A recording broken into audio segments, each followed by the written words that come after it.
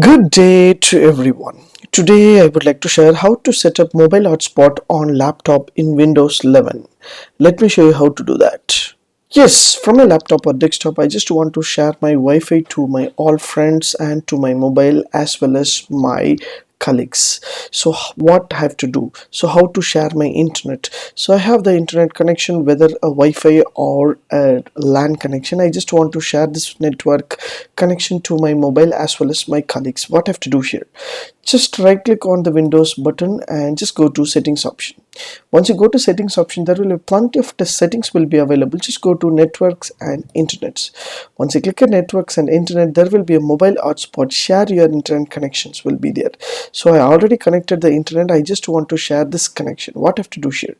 Just and foremost and enable this option. Once you enable this option, your hotspot will be enabled. Just click this button and you will find option called your properties. So you just edit the properties. You can create a username, password, everything.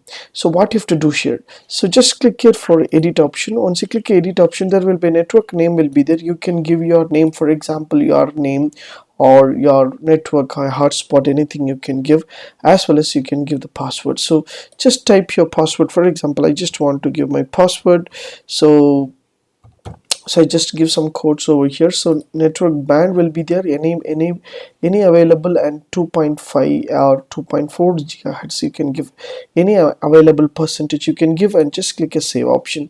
The password content must be 8 letters, so just type one more 8 letters. Yes, I have enabled the password and bandwidth as well as the networks. Everything will be enabled over here. Share over the Wi-Fi or Bluetooth, anywhere you can choose. So I just choose a Wi-Fi so that through the Wi-Fi itself I can able to connect and access my entire things.